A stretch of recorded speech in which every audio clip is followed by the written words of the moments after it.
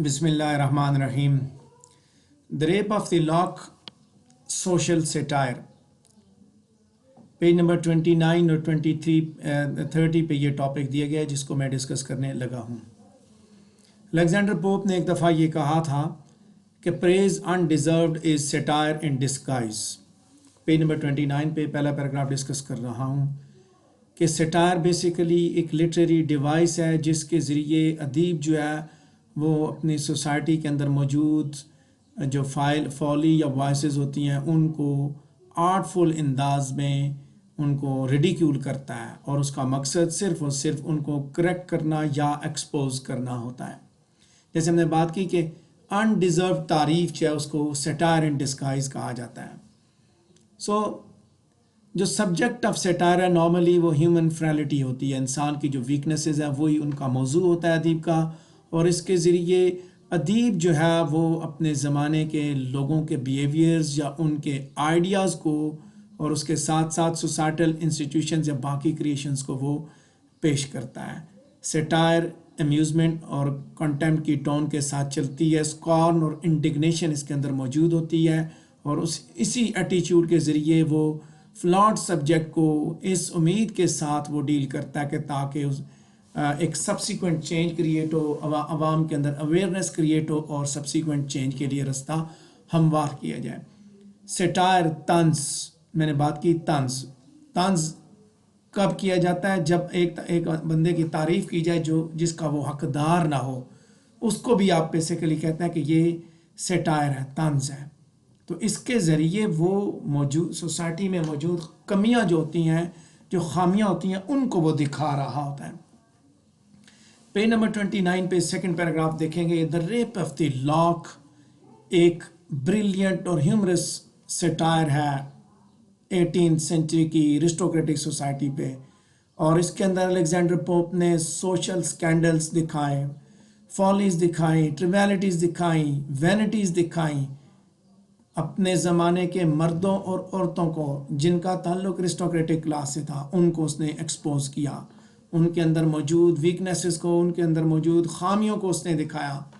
جان Dryden نے ایک دفعہ کہا تھا کہ جو سیٹائر کا جو اصل مقصد ہے وہ یہی ہوتا ہے کہ اس کے ذریعے آپ خامیوں کو کریکٹ کرتے ہیں، ہائی لائٹ کرتے ہیں خامیوں کو، سوسائٹی کے اندر موجود کمیوں کو ہائی لائٹ کرتے ہیں، اور جب وہ ہائی لائٹ ہوتی ہیں تو انسان کو، سوسائٹی کو موقع ملتا ہے کہ ان کو وہ ٹھیک کریں. اسی لیے الیگزینڈر پوپ بھی اسی کام کے لیے نکلا. اس نے بھی اپنی سوسائٹی کے اندر موجود جو خامیاں تھیں اس نے ہائی لائٹ کی. برلیسک، ماکری اور آئرنی کا استعمال کرتے ہوئے الیگزینڈر پوپ جو ہے اپنی سوسائٹی کی ڈیویشنز کو ریڈیکیول کرتا ہے. پیج نمبر 29 پہ پہلے دو پیراگراف میں نے ڈسکس کیے. تیسرا پیراگراف دیکھیں گے کہ دا ریپ آف دی لاک کے اندر جو سیٹائر ہے اس کو سوشل سیٹائر بھی کہا جاتا ہے، کیونکہ یہ سوسائٹی کو طنز کا نشانہ، ایز اے ہول سوسائٹی کو طنز کا نشانہ بناتی ہے. اور ایون یہ جو ہے آج کے دن کے لیے، آج کے زمانے کے حساب سے بھی بہت ریلیونٹ ہے. تاہم یہ کسی انڈیویجول کے اوپر طنز نہیں کرتی بلکہ ان کے اندر موجود فالیز اور وینٹیز کو وہ دکھاتی ہے. الیگزینڈر پوپ نے اپنے زمانے کے فیشنیبل مین اور ویمن کو ان جنرل اس نے ٹریٹ کیا، دونوں کو اس نے موضوع بنایا اور ان کے اندر جو خامیاں ہیں اس نے وہ دکھائی ہیں. بیلنڈا کے کردار کے ذریعے الیگزینڈر پوپ اپنے زمانے کی فیشنیبل ویمن کو طنز کا نشانہ بناتا ہے، اور بیرن کے ذریعے وہ اپنے زمانے کے ریسٹوکریٹک جینٹل مین کے اوپر سیٹائر کرتا ہے. تاہم کیوں دا ریپ آف دی لاک کو سوشل سیٹائر کہا جاتا ہے، اس کے لیے کچھ ریزنز ہم اگلے پیراگرافس میں دیکھیں گے. پیج نمبر 29 پہ پہلے 3 پیراگراف ڈسکس کر لی. چوتھے پیراگراف کی جانب بڑھیں گے کہ یہ پوئم دراصل فیمینن فریولیٹی کے اوپر ایک طنز ہے، اور الیگزینڈر پوپ اپنے ریڈرز کے لیے بہت سے فیمیل ایررز کو پیش کرتا ہے. بالکل شروع میں الیگزینڈر پوپ ارسٹوکریٹک ویمن کے جاگنے کا جو لیٹ رائزنگ ہے، جو آئیڈلنس ہے، اس کو طنز کا نشانہ بناتا ہے کہ یہ کون سا ٹائم ہے، دن 12 بجے کا ٹائم ہے جب بیلنڈا کی آنکھیں کھلتی ہیں اور وہ دوبارہ سو جاتی ہے، اور پھر اسے اس کا لیپ ڈاگ جگاتا ہے. Now lap dogs give themselves arousing shake and sleepless lover just at 12 awake. Page number 29 पे 4 पैराग्राफ पहले डिस्कस कर लिए. 5वां पैराग्राफ देखेंगे कि पोएट मज़ीद जो है औरतों की वैनिटीज़ का तमस्खुर उड़ाता हुआ आगे निकलता है. उस ज़माने के जो एरिस्टोक्रेटिक लेडीज़ थीं वो गाइल्डेड चैरियट्स की और आम्बर की बहुत शौकीन थी, और अलेक्जेंडर पोप भी उनके इस शौक़ का मजाक उड़ाता है. और यही वैनिटीज़ वो कहता है कि ये ख़त्म नहीं होती, यानी कि औरत की मौत के साथ ख़त्म नहीं होती. Think not when women's transient breath is fled that all our vanities are at once are dead. कि पोएट जो ये अपने ज़माने की ख़वातीन की वीकनेसेस को एंटरटेनमेंट के लिए एक्सपोज करता है, तो उसके साथ साथ दिखाता है कि किस तरह वो कि उनकी जो एंटरटेनमेंट की उनकी जो एक्टिविटीज़ हैं या किस तरह वो डांस पार्टियों में मसरूफियत जो उनकी रखी हुई है उन सब को वो तंज का निशाना बनाता है. आगे यही सटायर इन अल्फाज में बड़ी ऑब्वियस है कि with वेरियंग vanities from every part they shifted the moving toy shop of their heart.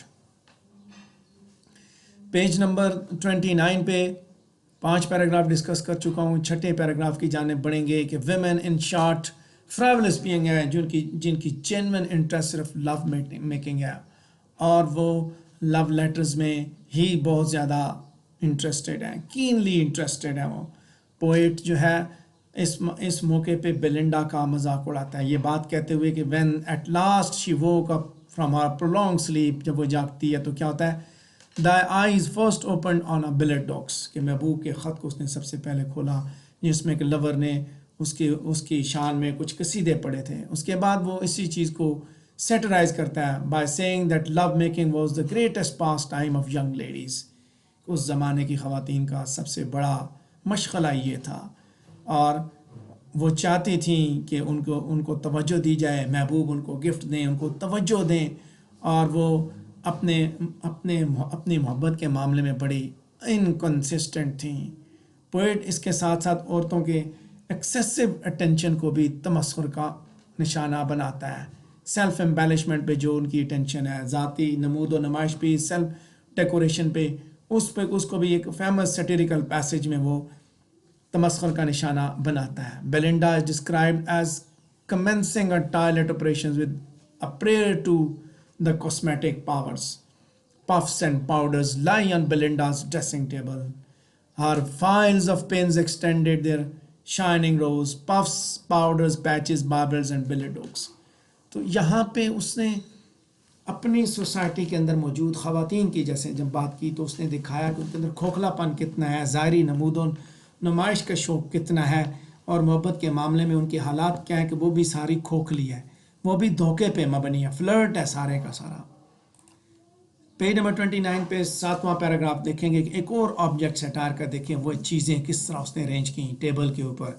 Bibles जो है वो उस हसीना के पास बाइबल भी पड़ी हुई है, लेकिन बाइबल एक होली बुक है, उसको अलग रखा जाना चाहिए था, लेकिन बेलिंडा के लिए बाइबल की अहमियत भी उतनी है जितनी बाकी चीज़ों की है, यानी कि उसका जो बनाव सिंगार का जो सामान है उसकी जितनी अहमियत है. इस तरीके से उसने उन औरतों का जो मज़हब की जानब जो रवैया है उसको भी सेटराइज किया. पेज नंबर 29 पे सेकंड लास्ट पैराग्राफ के ऊपर बात करेंगे कि अलेक्जेंडर पोप इसके बाद इस चीज़ पे तंज करता है कि कैसे एक असमत और एक संजीदा चीज़ जो है जब वो लूज़ हो जाए तो फिर क्या होता है, क्या यानी कि कैसे लूज़ होती है. ऑनर जो है वो उनके लिए एक छोटा सा लफ्ज़ है जिसकी कोई अहमियत नहीं है या बहुत थोड़ा मतलब है. रेपुटेशन उनके लिए ऑनर से ज़्यादा अहमियत रखती है. Charm strikes aside but merit wins the soul. Repute was important. Lady की ऑनर जो है वो that is no more serious then her staining new ब्रॉकेट्स, यानी कि न्यू ब्रॉकेट से ज़्यादा संजीदगी की ऑनर जो है उसकी इससे ज़्यादा अहमियत नहीं है. यानी ladies missing a ball is as serious as are forgetting her heart. यानी कि एक औरत के लिए ऑनर जो है वो एक उस तरह का संजीदा मामला नहीं है, बल्कि वो ऐसा ही है कि अगर वो एक बाल पार्टी पे नहीं जा सकी तो ये बहुत बड़ा मामला है. डांस पार्टी पे वो नहीं पहुंच सकी, उसके लिए ये बड़ी ख़ास बात है. लोग क्या कहेंगे, वो क्यों नहीं आई. संजीदगी, मसरूफ़ियत, ارسٹوکریٹک کلاس کے لوگوں کی مصروفیت دکھائی الیگزینڈر پوپ نے کہ کس حد تک سنجیدہ مصروفیت ہے اور کس چیز کو وہ اپنی عزت کا معاملہ سمجھتے ہیں. اس کے بعد ایلون نے یہیں پہ پوائنٹ آؤٹ کیا کہ the relative importance of things the little with them is great and the great little. ان کے لیے وہ جو لٹل چیزیں وہ بڑی ہیں. یعنی بال پارٹی ریلیجیس کانگریگیشن رہا کہ وہ بڑی چیز ہے, اس کو انہوں نے چھوٹی اہمیت دی. گریٹ لٹل, ٹھیک ہے, that is great has been made little and little is great. Little کیا ہے؟ بال پارٹیز, اس کو انہوں نے بڑا کر کے رکھ دیا. اور وہ چائنا جار کی جانب زیادہ توجہ دیتے ہیں, اس کی زیادہ فکر ہوتی ہے ان کو آنر کے مقابلے میں. As much to religion as to dances and masquerades, as much to their lap dogs as to husbands. Lap dogs کو زیادہ ہسبینڈ سے بھی زیادہ اہمیت ملتی ہے. الیگزینڈر پوپ کہتا ہے نو louder shakes to pitifying heaven are cast when husbands or when lap dogs breathe their last. Page number 29 پہ آخری پیراگراف دیکھنے لگا ہوں. آخری پیراگراف دیکھیں گے پیج نمبر 29 پہ کہ اس پوئم کے اندر الیگزینڈر پوپ جہاں پہ بیلنڈا کو طنز کا نشانہ بناتا ہے تو اس کو نشانہ بناتے ہوئے وہ اپنے زمانے کی فیشنیبل ویمن کی جو پریٹینڈڈ پیورٹی ہے اس کو دراصل عورت کے اندر موجود پریٹینڈڈ پیورٹی ہے جو ان کے دکھاوے کے حد تک جو پیورٹی ہے اس کو بیسیکلی طنز کا نشانہ بناتا ہے. اور اس کی اس فالس پیورٹی کی وجہ سے اس کو سزا ہوئی, یعنی دکھاوے والی جو پیورٹی تھی. ایریل نے جب یہ ڈسکور کیا کہ بیلنڈا جو ہے وہ اپنے ورچو کو پریزرو کرنے میں اتنی انٹرسٹڈ نہیں ہے, اس کی توجہ نہیں ہے, تو پھر وہ اسے جب وہ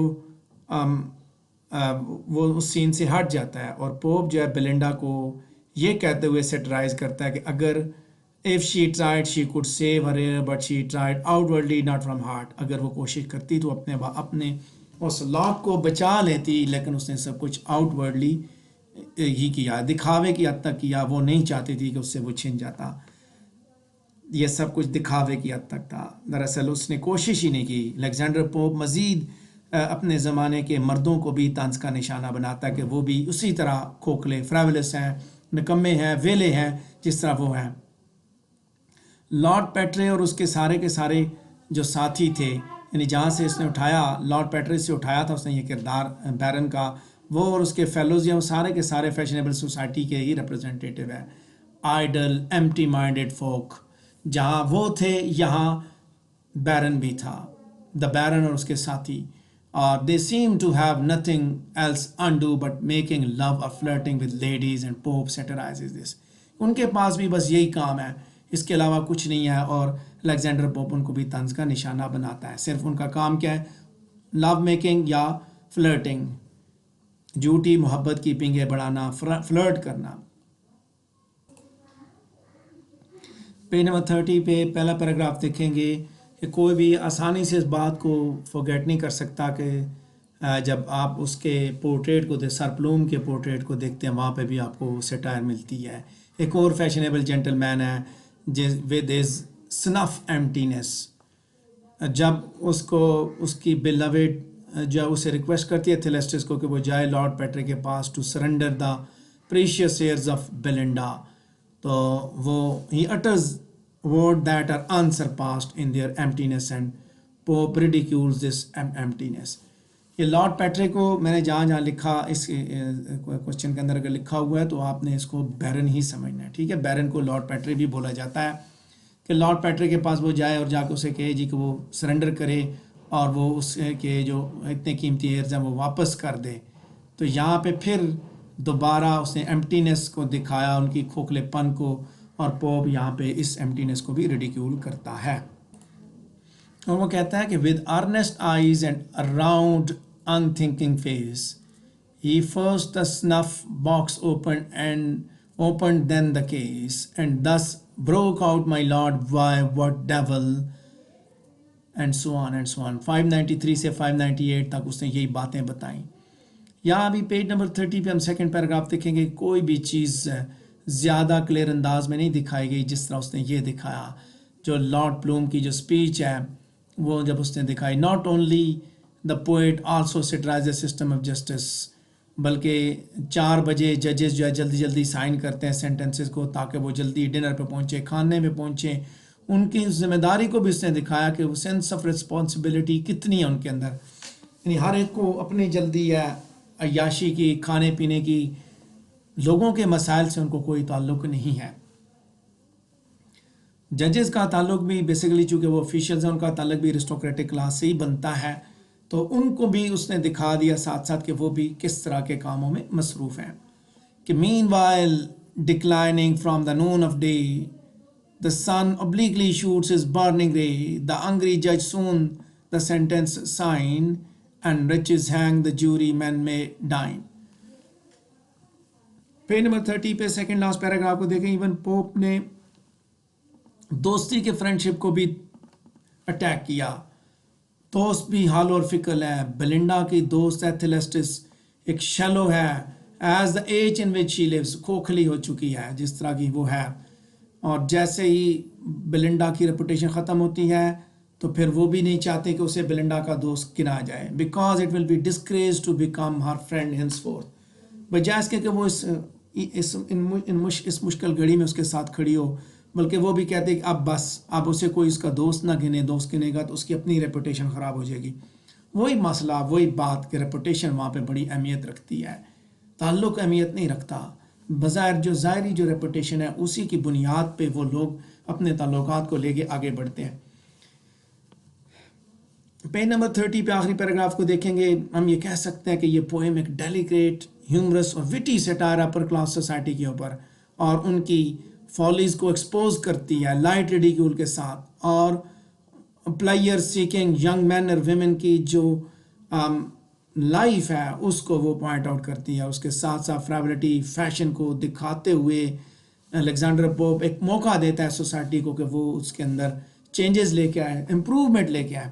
اسی کے ساتھ ہمارا ٹاپک بھی کمپلیٹ ہوا، the Rape of the Lock as a social satire. Social satire یہ کہ اس نے سوسائٹی کو کس طرح دکھایا. تو الیگزینڈر پوپ نے ارسٹوکریٹک کلاس کو، مرد، عورت، کسٹمز، آفیشلز، اس حساب سے اس نے ان کو ایکسپوز کیا. اور ایکسپوز کرتے اس کا مقصد صرف اسے یہ تھا کہ in order to correct it, in order to make amends in it. اسی کے ساتھ یہ ٹاپک کمپلیٹ ہوا. اگر آپ کے ذہن میں کوئی سوال ہے تو آپ پوچھ سکتے ہیں.